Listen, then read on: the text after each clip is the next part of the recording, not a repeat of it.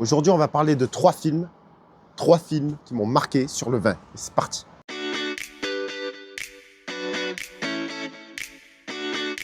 Alors, le premier film, c'est Sad Ways. Ça parle de deux amis qui partent en enterrement de vie de garçon un peu particulier. Donc, ils partent une semaine dans les vignobles californiens avant le mariage de l'un d'eux.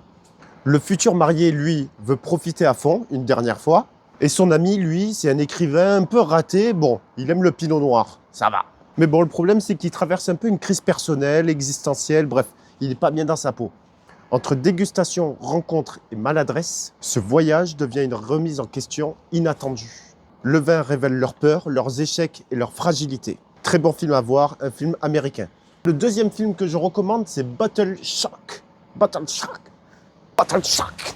Alors, c'est inspiré d'une histoire vraie, donc je recommande beaucoup ce film pour les professionnels du vin, surtout. Mais pas que, si tu es particulier, tu vas adorer aussi. Mais c'est le film qui m'a le plus marqué, parce que c'est inspiré d'une histoire vraie. Donc, en 1976, il y a le Jugement de Paris, The Judgment of Paris, pour les bilingues. Donc, c'est une dégustation à l'aveugle qui a été organisée par un marchand de vin britannique, qui s'appelle Steven Spurrier. Spurrier. Je ne sais même pas comment on le dit en anglais, Fada. Et dans cette dégustation, il met en face à face des grands vins français avec des vins californiens. Et contre toute attente, qui c'est qui gagne? Eh ben, c'est les Amerlocs.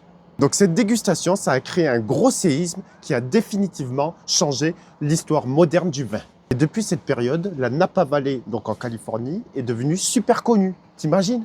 Non, mais t'imagines quoi. Le troisième film que je veux vous recommander, c'est Ce qui nous lie. Un film avec François Civil.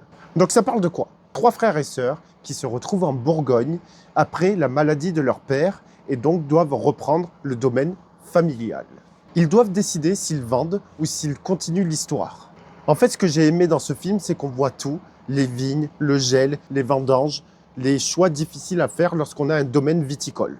C'est un vrai film sur la transmission, la terre et le poids des décisions qu'on laisse aux générations suivantes. Alors après, je reconnais, c'est un film très fleur bleue, un peu sur l'émotionnel des fois, mais le fond est très bon. Pour conclure, je trouve qu'il manque beaucoup de films sur le vin, de bonne qualité. J'en ai vu peut-être une dizaine sur le sujet. Dites-moi vous en commentaire qu'est-ce que vous avez aimé, qu'est-ce que vous n'avez pas aimé, et je parle bien de films et pas de documentaires. Et qu'est-ce que vous n'avez pas aimé dans les films que je vous ai recommandés. Bye.